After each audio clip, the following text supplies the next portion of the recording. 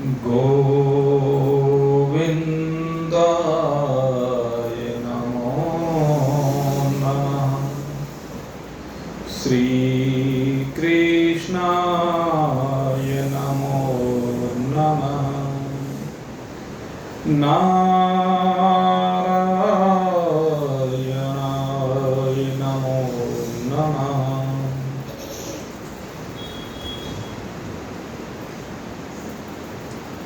शिव महारात्रि के पावन पर्व की पूर्व संध्या पर निज हृदय में भगवत प्रेम की धारा का प्रवाह करते हुए अपने स्वरूप की ओर नित्य प्रस्थान करते जिज्ञासु वृत्त।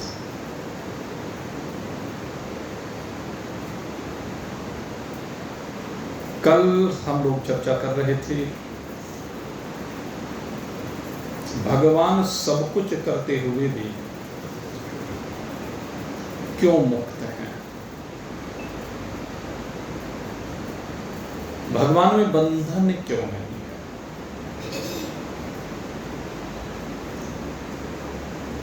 बंधन है तो किसमें है।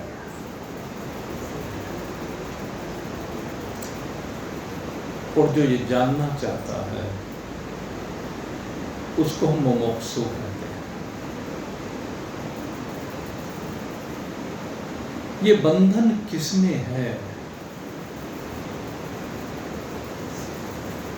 बंधन की कल्पना जीव में है और बांधने वाला कौन है। कहते माया है। माया के पास क्या है। कहते तीन पासे लिए फिरती है। सतोगुण रजोगुण तमोगुण के द्वारा ये माया बांधती है। कहते इन तीन गुणों के द्वारा कैसे बांधती है।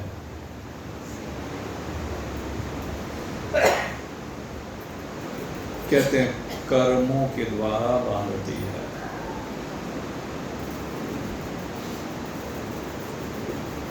ये इस जीव को कर्मों के द्वारा बांधती है। इस जीव के अंदर एक अहंकार उत्पन्न करती है और उस अहंकार के वशीभूत ये जीव मानता है कि कर्मों का कर्ता मैं हूं। और जिस समय भगवान कहते हैं ये कर्मों के वास्तविक स्वरूप को समझ जाए कि कर्म को करने वाला है कौन।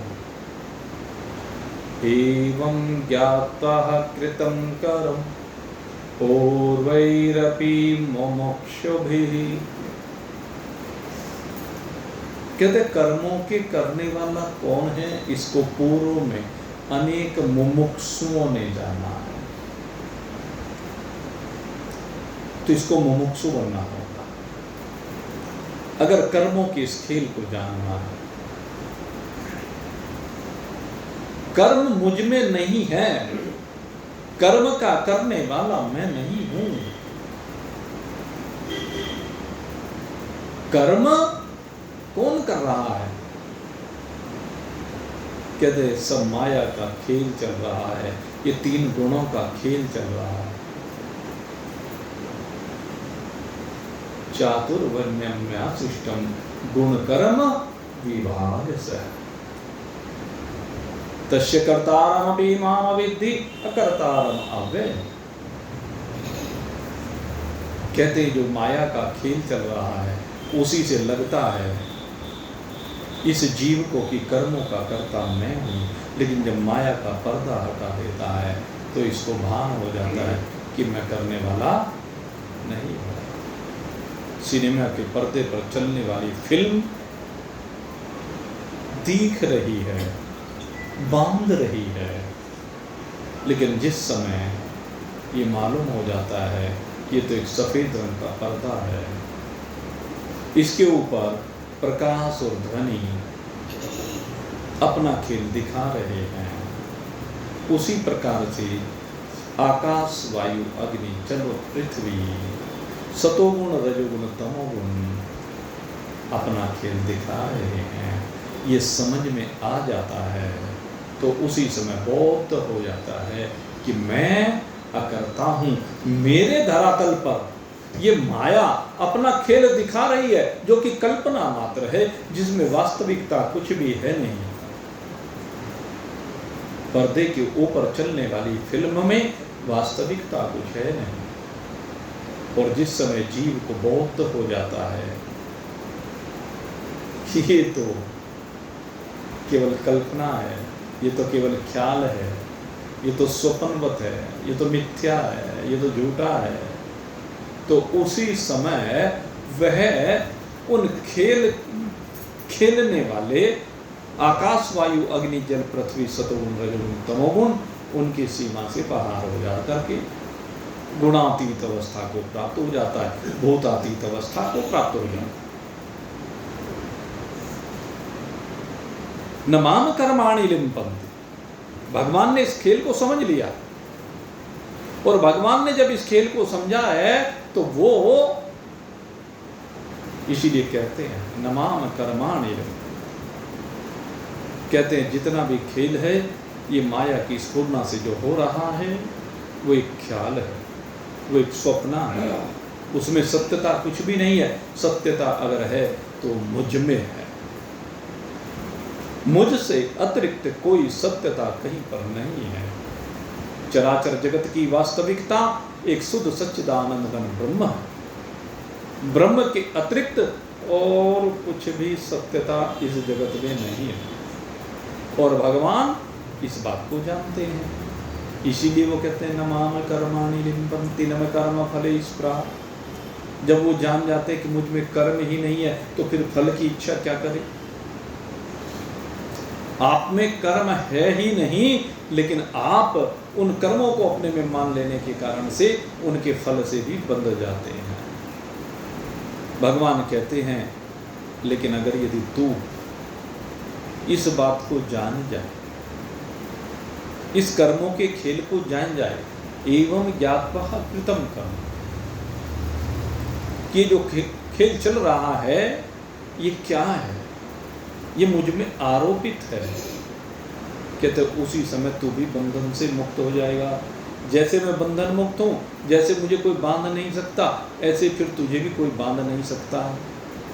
न माम कर्माणि लिम्पन्ति न मे कर्म फलेषु इति माम यो अभिजानाति। कहते इस बात को जो भी जान लेता। आज मैं भागवत जी में पढ़ रहा था, उद्धव को जब भगवान ने ज्ञान दिया तो उसमें भी भगवान ने उद्धव को यही कहा, कहने लगे जो इस बात को जान जाता है, कहने वो मेरे समान हो जाता है, मेरा ही स्वरूप हो जाता है। ज्ञानी तो मेरा स्वरूप ही होता है। उद्धव को यही ज्ञान भगवान ने दिया कि तू मेरी इस वास्तविकता को जान। इस वास्तविकता को जानने के बाद फिर बंधन नहीं। इति माम यो अभिजानाति कर्म न सबद्धते। ये जानने के बाद कर्म फिर बांधने वाले नहीं रहते। तो इस बात को समझने के लिए पहले मुमुक्षु बनना पड़ेगा। पहले अंदर ये भाव आपको पैदा करना पड़ेगा कि हाँ मैं इस कर्मों के खेल को जानूं। पहले भाव आए तो सही। जब तक हम इस भाव से संयुक्त ही नहीं होते तब तक तो पशुवत जीवन को जीते रहते। और जब ये भाव आ जाता है तो पशुता समाप्त हो जाती है, आप मनुष्य बन जाते। अन्यथा इस संसार में अधिकांश प्राणी पशु ही हैं। शरीर भले ही मनुष्य का धारण किया हो, ईशान न विद्या न तपो न दानम ज्ञानम न शीलम न गुणो न धर्म ते मृत लोके भुवि भारभूता मनुष्य रूपेण मृगास चरन्ति। वो तो इस धरती पर शरीर तो मानव का धारण किए हुए हैं, लेकिन मृग ही है, पशु ही है, पक्षी ही है, कीट पतंग ही है। वो विभिन्न तरह की योनियों में रहने वाले जीवी हैं। मनुष्य में और इनमें डिफरेंस क्या है? अगर जो कर्म पशु कर रहा है वही कर्म मनुष्य का शरीर धारण करके ये जीव करे तो क्या डिफरेंस है? दोनों में कोई डिफरेंस नहीं। डिफरेंस तब बनता है जब इसके अंदर मनुष्यत्व जागृत हो जाता है, और मनुष्यत्व के जागृत होने पर ये जानना चाहता है, ये मुक्त होना चाहता है, ये दुखों से छूटना चाहता है। किसी के हाथ पर फोड़ा हो जाए, हो गया, और फोड़ा पहले जरा सी खुजली होती है, फिर धीरे धीरे उसमें पीड़ा होती है, कष्ट होता है, फिर असह्य दुख होता चला जाता है। अब वो फोड़े को पालित करता रहे, पोषित करता रहे, फोड़ा बढ़ता रहेगा, बढ़ता रहेगा, बढ़ता रहेगा। अब उस फोड़े के बढ़ने के साथ दुख भी बढ़ता चला जाएगा, इन्फेक्शन बढ़ता चला जाएगा। अब वो करे तो क्या करे? किसी जानकार से बात की, जानकार ने बताया कि इस फोड़े में चीरा लगवा ले। फोड़े में चीरा लगवा लो। अरे चाकू से चीरा लगवा, बड़ा कष्ट होगा, चाकू जब इसको काटेगा। कहने लगे कुछ नहीं होगा। अगर तू इस दुख से बचना चाहता है, इस दुख को निवृत्त करना चाहता है, तो फोड़े को कटवाना ही पड़ेगा, इसमें चीरा दिलवाना ही पड़ेगा, नहीं तो दुख दूर नहीं हो सकता। नहीं तो फोड़ा बढ़ता चला जाएगा, और एक दिन इतना इन्फेक्शन हो जाएगा कि तेरी जान लेके ही जाएगा। लेकिन वो डरता रहे कि चाकू से कष्ट होगा, चाकू के कटवाने से कष्ट होगा, तो आखिर में एक दिन तड़प तड़प के मर ही जाना है, तो काम तो नहीं बनेगा। दुख कब हटाएगा? जब डॉक्टर के पास जाकर के उस चीरे में, उस फोड़े में चीरा दिलवाएगा। और फोड़े में जब चीरा दिया जाता है ना, तो पता ही नहीं चलता, दर्द ही नहीं होता, आपको बताएं, बल्कि दर्द की निवृत्ति होती है। जिनको फोड़ा हुआ उन्होंने अगर देखा हो, जब चीरा आता है तो उस चीरे में कोई कष्ट नहीं होता। क्यों?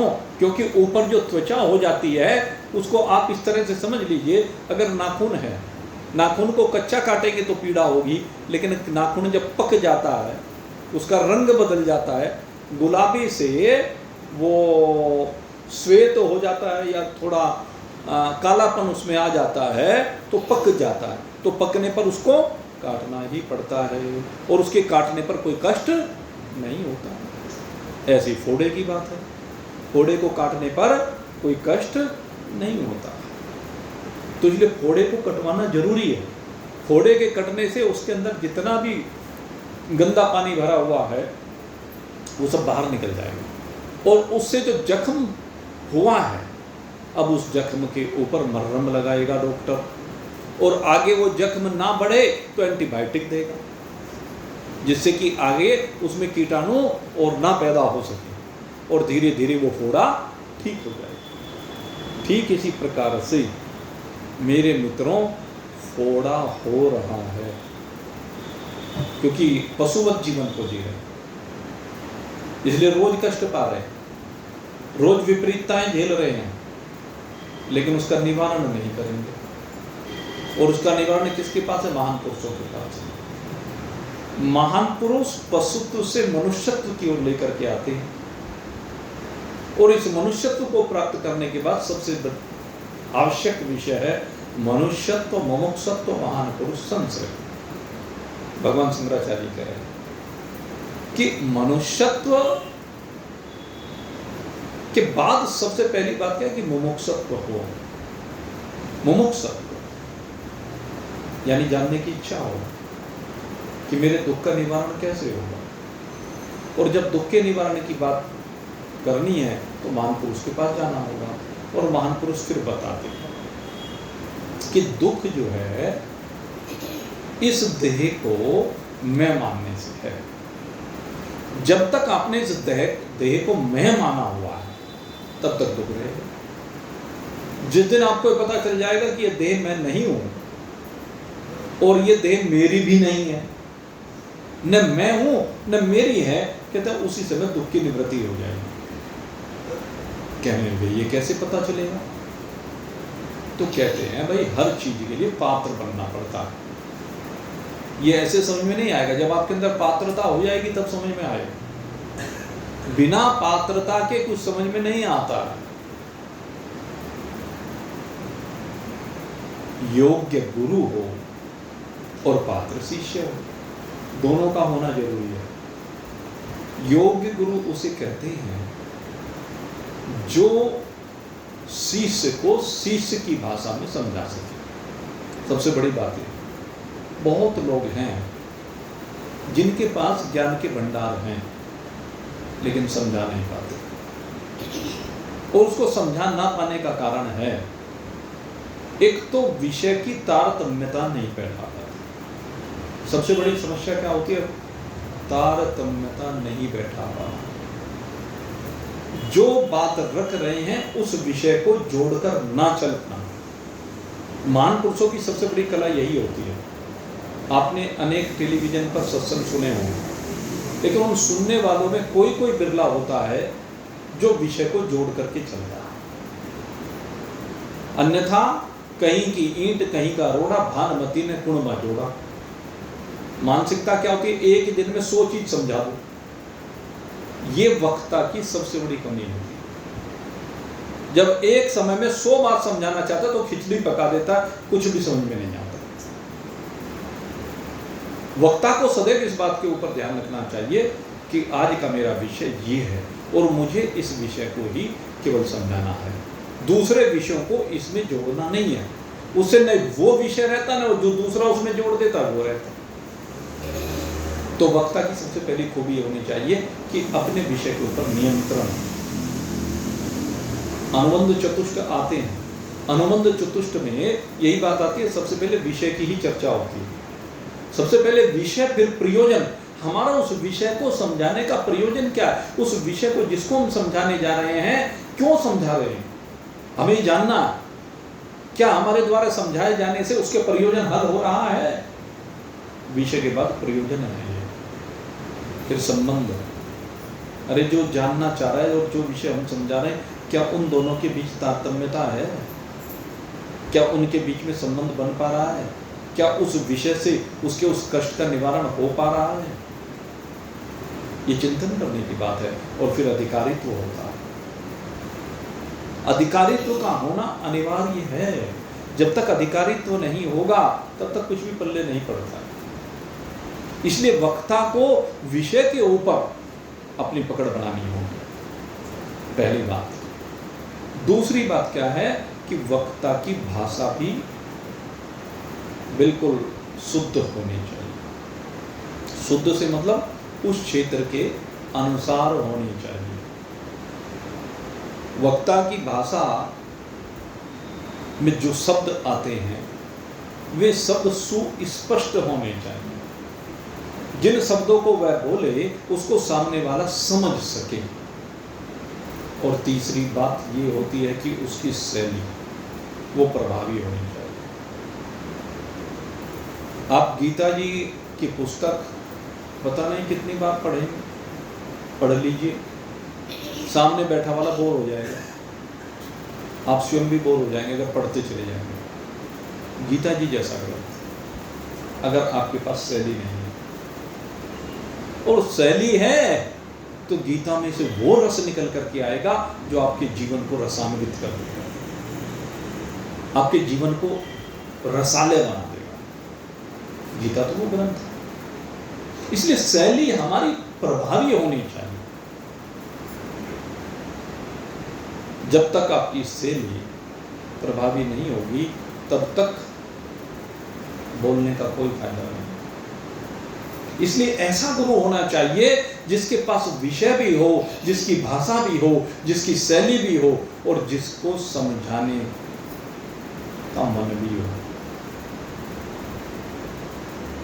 ब्रह्मनिष्ठ तो है, ब्रह्मवित्त नहीं है, तो बात नहीं बनती सी। तो महान पुरुष ऐसा हो, ऐसे महान पुरुष की शरण में जाकर के प्रार्थना करनी चाहिए। अपार संसार मध्य, ये अपार संसार समझते में किम शरणमस्ति। हे गुरुदेव, मैं आपकी शरण को प्राप्त हूं, आपके अतिरिक्त मुझे कोई दूसरा दिखाई नहीं देता। आपके अलावा मैं दूसरे किसकी शरण में जाऊं? मुझे नहीं दिखता कोई, मैं आपकी शरण में हूं। गुरु कृपालु कृपया वदेत। हे गुरुदेव, कृपया मुझे बताइए मेरे दुख की निवृत्ति का उपाय। मैं संसार सागर में जो डोल रहा हूं, हिचकोले खा रहा हूं, डूब रहा हूं, पीड़ा कष्ट का अनुभव कर रहा हूं, वह कैसे दूर हो?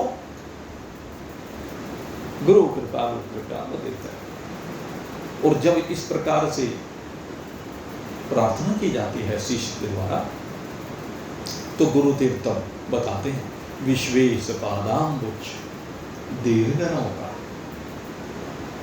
कहते हैं इस संसार समुद्र को पार करने के लिए तुम्हें एक दीर्घ नौका की आवश्यकता है। और ये दीर्घ नौका कहते हैं भगवान के चरण कमल है। विश्वेश पादाम्बुज दीर्घ नौका। उस ब्रह्मांड के नायक, अनंत कोटि ब्रह्मांड जिनकी कल्पना से रोज सृजित होते हैं, पालित होते हैं, लय हो जाते हैं, उनके चरण कमल के अतिरिक्त कोई दूसरा सहारा नहीं है। गुरुदेव ये बताते हैं। लेकिन ये बात कब समझ में आती है? कहते जब अधिकारित्व हो। तो यहां इस मंत्र में अधिकारी बनने की बात कर रहे हैं।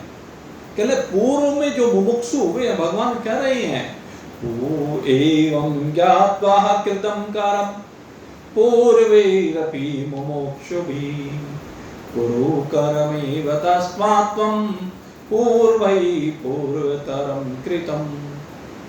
कहते हैं जो पहले मुमुक्षु हुए,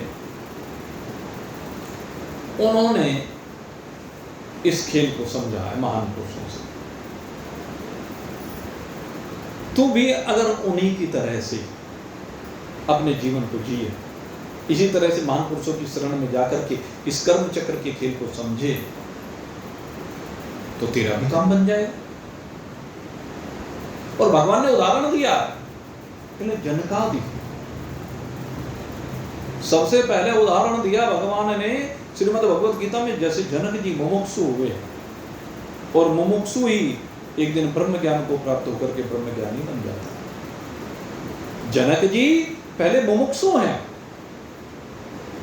अष्टावक्र जी से ज्ञान प्राप्त किया है, उनके अंदर श्रद्धा जागृत हुई है, उनके अंदर प्रेम जागृत हुआ है, उन्होंने दुख से निवृत्त होने के बारे में सोचा है, इसलिए वो गुरुदेव की शरण में गए, अष्टावक्र जी से ज्ञान प्राप्त किया, याज्ञवल्क्य जी से ज्ञान प्राप्त किया, और प्रैक्टिकल ज्ञान गार्गी और सुलभा से प्राप्त किया। जो कमी थी भगवान ने स्वतः उनके दरबार में भेज दिया गार्गी को,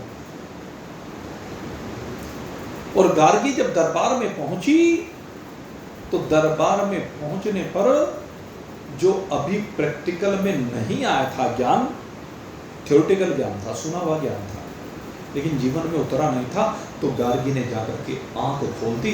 तू अपने को विदेही कहता, तू तो अभी देह में फंसा हुआ है, चर्मकार है, तू तो चमड़ी को देख रहा है। अरे इस जीवात्मा ने शरीर रूपी वस्त्र पहन रखा है, तू अभी तक इन वस्त्रों में फंसा पड़ा है। इन वस्त्रों को देख करके इनकी ओर लुभायमान हो रहा है, आकर्षित हो रहा है, इनसे चिपका पड़ा है। ये शरीर एक वस्त्र है और तू वस्त्र को मैं समझ रहा है। जनक, आंखें खोल। आंखें बंद करने से काम नहीं चलेगा। आंखें बंद करने से ये संसार लय नहीं हो जाएगा, ये संसार मिट नहीं जाएगा।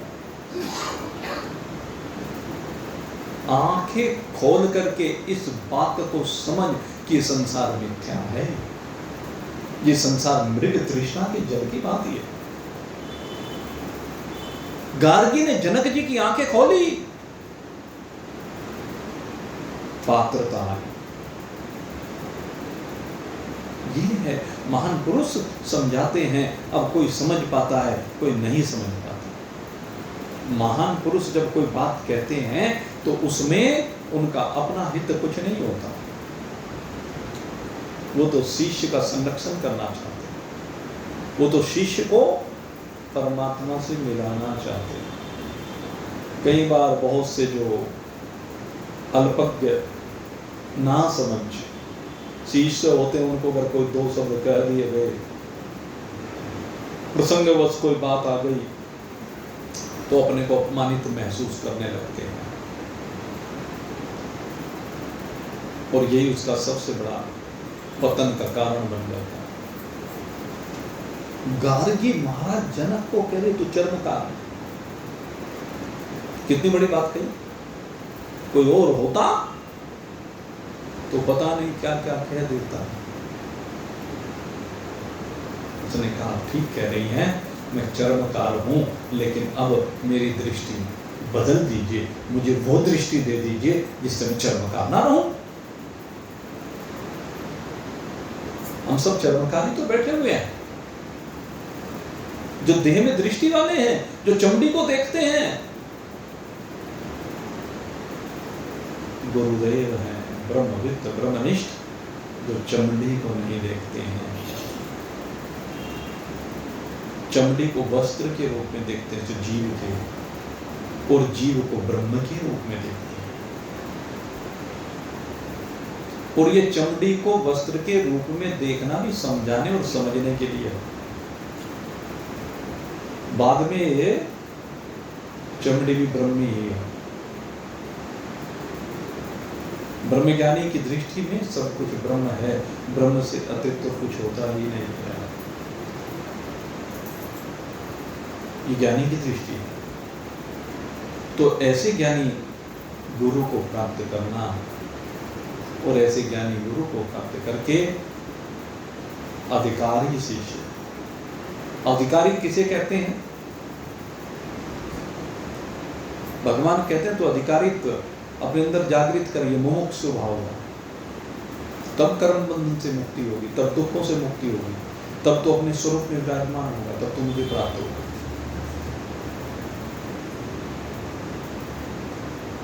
तो मुमुक्षु बनना, और मुमुक्षु बनने के लिए पहले 3 बातों का बोध होना जरूरी है, जो अधिकारित्व के लक्षण में सबसे पहले आते हैं। कहते हैं अपनी दृष्टि को, चर्ममय दृष्टि जो तेरी है, सबसे पहले उसे बदल, और उसे बदलने के लिए तेरे अंदर विवेक का जागृत होना जरूरी है। विवेक किस चीज का जागृत करे? गुरुदेव समझाते हैं कि लिए सबसे पहले तुझे एक मोटी सी बात ये समझनी है कि पहले अवलोकन कर इस संसार का, अपने परिवार का अवलोकन कर, इस शरीर का अवलोकन कर, अपने पदार्थों का अवलोकन कर, दूसरे के पदार्थों का अवलोकन कर, इस धरती का अवलोकन कर, जल का अवलोकन कर, अग्नि का अवलोकन कर, सूरज चांद सितारों का अवलोकन कर, वायु का अवलोकन कर, आकाश का अवलोकन कर। इन सब का अवलोकन करने के बाद जरा इनमें देख कि इन सब में वास्तविकता क्या है, इन सब में से रहने वाला क्या है। सबसे जरूरी ये जानना है कि इन सब में रह जाने वाला क्या है और निवृत्त हो जाने वाला क्या है। अब जब दृष्टि घुमा करके देखेगा तब समझ में आएगा कि यहां तो इसमें से रहने वाला तो कुछ भी नहीं। जितना भी सामान तूने जोड़ा है या जोड़ने की अभिलाषा है या संसार में देखा है, तेरी उसमें कोई वासना, तृष्णा, इच्छा, कामना हो या ना हो, कहते वो सब का सब, जरा उसके ऊपर तूने जब विचार किया तो विचार करने के बाद क्या कोई ऐसी वस्तु पाई जो टिकने वाली हो सदा? तेरे कपड़े, तेरे घर का फर्नीचर, तेरे रसोई के बर्तन, रसोई में रखे जितने भी यंत्र हैं, तेरे पंखे, तेरी ट्यूबलाइट, तेरा फ्रिज, एसी, कूलर, तेरा बेड, सोफा, कुर्सी, मेज, तेरे ऑफिस में रखा हुआ सामान, तेरी फैक्ट्री में रखा हुआ सामान, दुनिया में रखा हुआ जितना भी सामान है, उसकी आयु कितनी है? वो पुराना कब होता है? वो जीर्णशीर्ण कब होता है? वो नष्ट कब होता है? इन सब के ऊपर तुझे विचार करना है, और विचार करने पर पाएगा कि संसार में कोई ऐसा पदार्थ नहीं है जो सदा रहने वाला हो। संसार में कोई भी सदा रहने वाला नहीं है। इसी को विवेक कहते हैं। जब ये समझ में आ जाए कि संसार में इनमें से कुछ भी रहने वाला नहीं है, ये सब निवृत्त हो जाने वाला, मिट जाना है, विनाश को प्राप्त हो जाना है, परिवर्तित हो जाने वाला, ये बात समझ में आ गई। लेकिन रहने वाला क्या है? अब रहने वाले की खोज करनी है। अब गुरुदेव ने समझा दिया कि रहने वाला तेरा आत्मा है, परमात्मा है, लेकिन वो अभी अनुभूत नहीं हुआ। काम चलेगा। अगर तुझे ये समझ में आ गया कि ये यहां रहने वाला नहीं है, ये तो आ गया ना समझ में, ये सब निमट जाने वाला है, मिट जाने वाला है, नहीं रहने वाला। सबसे पहले तो ये समझना, इसी का नाम विवेक है, वास्तविक विवेक। एक जिज्ञासु का, मुमुक्षु का विवेक इतना ही होता है कि रहने वाला नहीं है। अगर ये बिल्कुल समझ में आ जाए तो इसके बाद दूसरी बात शुरू होगी। जब हमारी समझ में आएगा कि ये सब मिट जाने वाला है तो उससे लगाव रहेगा कि नहीं रहेगा? दोनों बातें संभव है। अभी दोनों बातें संभव है। भले ही हमें पता हो कि मिट जाने वाला है, फिर भी उससे चिपकाव बना हुआ है। तो भगवान कहते हैं, गुरुदेव कहते हैं कि ये जो भावना है, मिटने वाला होने के बावजूद भी, ये समझ में आ जाने के बावजूद भी, तो चिपका क्यों पड़ा? अब इसमें भावना को बदल, ये तेरे लिए काम चला हुआ है, काम चलाता है, इससे काम चलाता है भाई। जैसे मान लीजिए गृहस्थ जीवन है, इस गृहस्थ जीवन में हम क्या है कि धीरे धीरे अपने जीवन की यात्रा को जो आगे बढ़ाते चले जाते हैं, आदमी बुढ़ापे की ओर बढ़ जाता है।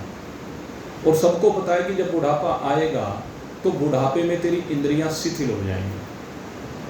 अब काम उस तरह से नहीं हो सकता, और एक अवस्था ऐसी आएगी काम बिल्कुल ही नहीं हो सकता, क्योंकि शरीर अस्वस्थ हो जाएगा, बिल्कुल शिथिल हो जाएगा। अब क्या है कि दवाइयों का खर्चा बढ़ जाएगा, आमदनी खत्म हो जाएगी, और सामने बुढ़ापा है। तो अब आदमी को पहले विचार करना चाहिए कि नहीं करना चाहिए। जिनको गृहस्थ जीवन में रहना है तो उसे अपने बुढ़ापे का इंतजाम पहले करना चाहिए कि नहीं करना चाहिए? चिंतन करें, वो पहले विचार करेगा। यद्यपि ये पता है कि ये सब रहने वाला नहीं है, ये बात तो ठीक है, लेकिन आगे का जो जीवन है 10 साल का, 15 साल का, 20 साल का, जो बुढ़ापे का बिल्कुल जीवन है, उसमें अगर तेरे पास सामर्थ्य नहीं है, तूने ऐसा इतना अपना जुगाड़ करके नहीं रखा है कि तुझे बच्चों के आगे हाथ ना फैलाने पड़े, तब तो ठीक है। और अगर यदि बच्चों के आगे हाथ फैलाने पड़े, बच्चों से मांगने पड़े, तो तेरा जीवन नरक बन जाएगा। तो परमात्मा की तरफ जाने के बजाय नरक की ओर जाने लगेगा। क्यों? हर समय, क्योंकि आवश्यकताएं हैं, उनकी पूर्ति होनी चाहिए, और पूर्ति करने के लिए तुझे धन की आवश्यकता है, धन बच्चों से मांगना पड़ता है। अब बच्चों से मांगते हैं तो बच्चे आंख दिखाते हैं, तेरे धन पे ऐश कर रहे हैं, तेरे संघर्ष पे खड़े हुए हैं, तूने उनके लिए सब कुछ किया और तू आज भिखारी बन गया, नौकर बन गया उनके साथ। तो इसमें बेवकूफ़ी किसकी है? तेरी है या उन बच्चों की है? इसलिए भाई मैं तो सदा कहता हूँ, जितने गृहस्थी लोग हैं, बेवकूफ़ी को छोड़ो, और बेवकूफ़ी को छोड़ करके इन बच्चों के चक्कर में मत आओ। अरे बाद में भी तो उन्हें दे के जाओगे, तुम आज क्यों देना चाहते हो? मरने के बाद चला जाएगा, छुट्टी है, कोई बात नहीं। अन्यथा हम देख रहे हैं बहुत लोगों को, आदमी चला गया, अकेली महिला रह गई, बावजूद उसका जीना दुर्लभ हो जाता है। तो भविष्य के बारे में प्लानिंग होनी जरूरी है, विचार करना जरूरी है।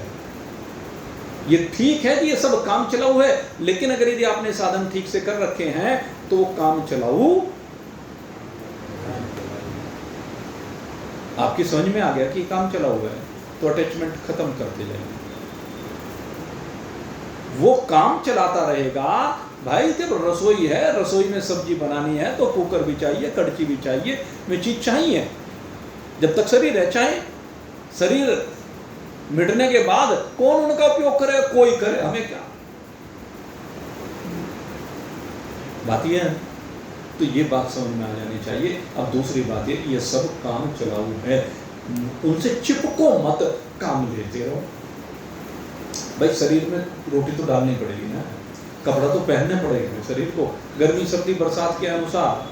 शरीर अस्वस्थ होगा तो उसमें दवाइयाँ भी डालनी पड़ेगी, ये ठीक है, लेकिन उनमें अटैचमेंट समाप्त करो, आसक्ति समाप्त करो। और धीरे धीरे ये गुरु के उपदेश से आसक्ति समाप्त होने लगती है और लगने लगता है कि ये सब काम चलाऊ है, इनसे मेरा कोई संबंध नहीं है मिला मुझको किराए का मकान, ये सब कुछ मुझे किराए का साधन मिला है, ये संसाधन जितने भी हैं ये सब किराए के हैं। और धीरे धीरे धीरे यही प्रति आगे बढ़ते हुए ये आपके अंदर वैराग्य उत्पन्न करो। और वैराग्य कैसा? कहते हैं ना, इस लोक में कुछ चाहिए ना परलोक में कुछ चाहिए, क्योंकि विवेक हो गया ना कि भाई सब विनाशी है, तो अब परलोक की अप्सराएं भी भाई विनाशी हैं, परलोक की हवेलियां भी विनाशी हैं। सुखदेव जी ने तो समझ लिया कि उर्वशी का शरीर क्या है, 5 भूतों के चंदे की चौपाल है, भले ही वो प्रलोभन दे रही है, अपने रूप के जाल में बांधना चाहती है, लेकिन सुखदेव जी कहते मिट्टी है। उनकी समझ में आ गया, प्रैक्टिकल वेदांत समझ में आ गया। जब समझ में आ जाएगा तो आसक्ति नहीं होगी, काम चलता रहेगा। इसी का नाम धीरे धीरे जब आप इस स्थिति में पहुंच जाए, कहीं भी आसक्ति नहीं, काम चलता रहे, समय पर जैसा संसाधन है उससे काम चलते रहे, यही वैराग्य। जो कुछ है, आपने जो भी कुछ स्थितियां बनाई हैं, उन स्थितियों से जो भी कुछ जीवन निर्वाह का तरीका है वो चलता रहे, मेरा इसमें कुछ है ही नहीं। भाव ये सब का सब विनिष्ट हो जाने वाला है, ये वैराग्य का भाव। और सबसे जरूरी है मन के ऊपर नियंत्रण करना, मन अभाव का विश्व की तरफ ना जाए। मन शब्द स्पर्श रूप रस गंध की ओर ना दौड़े। इंद्रियों को इन भोगों से अलग हटाओ, इस जिह्वा को रस से अलग हटाओ। जिस चीज का यह नहीं मुझे ये सबसे ज्यादा स्वादिष्ट लगती है, उसी को छोड़ो सबसे पहले। जो चीज मुझे खाने में सबसे बढ़िया लगती है उसी को छोड़ो, जो चीज पहनने में सबसे बढ़िया लगती है उसी को छोड़ो। ये है मेरे मित्र, मन पर नियंत्रण तब होगा, तन पर नियंत्रण तब होगा। जिस चीज के बिना लगता है कि इसके बगैर नहीं रह सकते, उसी के बगैर रहो। अभ्यास इस तरह का बनाओ, संसार में ऐसी कोई वस्तु नहीं जिसके बगैर आप ना रह सकते। जो पति पत्नी कहते हैं कि हम एक दूसरे के बिना नहीं रह सकते, क्यों भाई शादी से पहले नहीं रह रहे थे, और जब एक जने की यात्रा पूरी हो जाएगी तो दूसरे को रहना ही पड़ेगा। इस सत्यता को स्वीकार कर लो, इसमें सुख दुख वाली क्या बात है। ये तो भाई सबको अपने अपने प्रारब्ध के अनुसार जीवन मिला है, जितने समय का जीवन मिला है भाई, जितने समय का जिसके साथ साथ था मिल गया, आगे बिछो हो गया तो हो गया, आगे अकेले जीना सीखो, यही जीवन है। और ये तो भाई सबको तैयारी करनी पड़ेगी, मैं तो बार बार कहता हूँ इस बात को, है? इस बात की तैयारी सब पहले से ही कर लो, क्योंकि इस आयु में पहुंच गए हैं कि अभी से अपना मन बना लो। भाई एक जना जाएगा, ये सोच लो मैं ही जाऊंगा, पहले मुझे जाना, सोच लो। है? या मेरे साथी को पहले जाना, मुझे रहना है, तो अगर यदि मैं फिर अकेले साथी के बगैर रहूंगा तो कैसे रहूंगा? उसका अभ्यास कर लो, अकेले जीने का अभ्यास करने की आवश्यकता है। इस बात को समझ लो, हकीकत है भाई, इसे स्वीकार कर लो या ना कर लो, वो आपके अपने हाथ में है, लेकिन करना पड़ेगा। यही समोर्दम है। सत्यता को स्वीकार करो, समोर्दम, विषयों की ओर आकर्षित मत हो, और सब कुछ सहने की क्षमता बनाओ।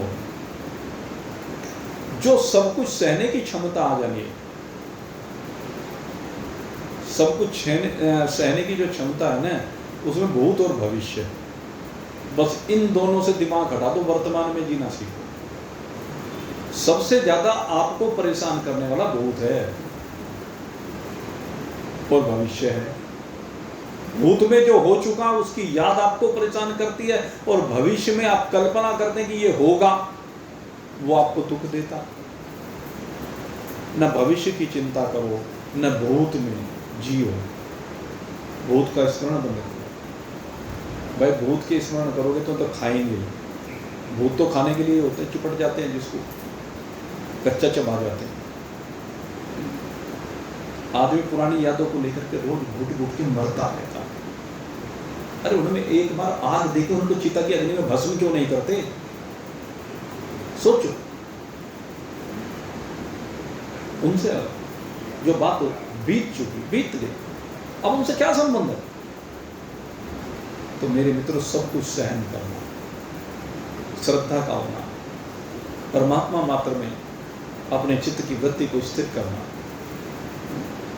सम दम तितिक्षा श्रद्धा समाधान उपरति, और जब आप विषयों से पूरी तरह उपराम हो जाएगा, कहते तब मुमुक्षुता आती है।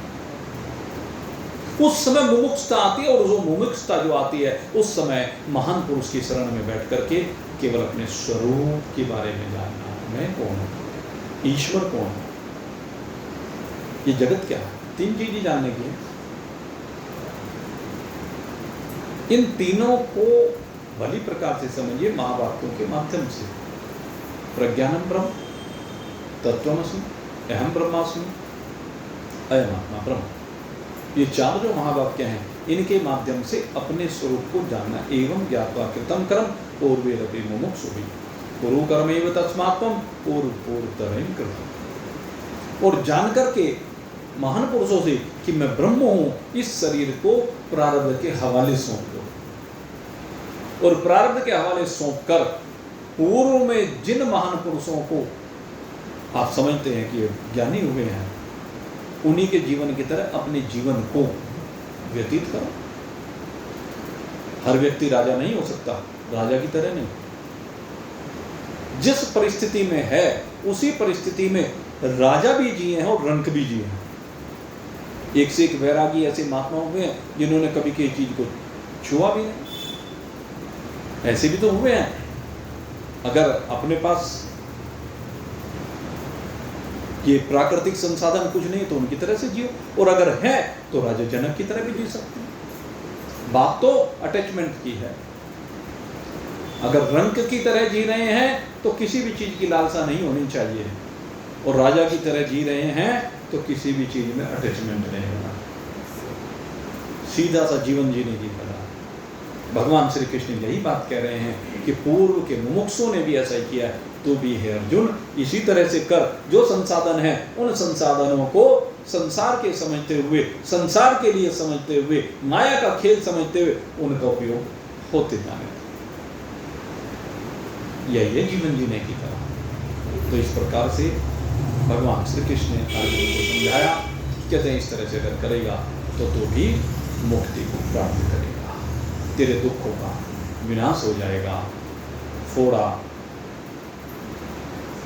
उसका रस बाहर निकल करके तेरे दुख का विनाश हो जाएगा।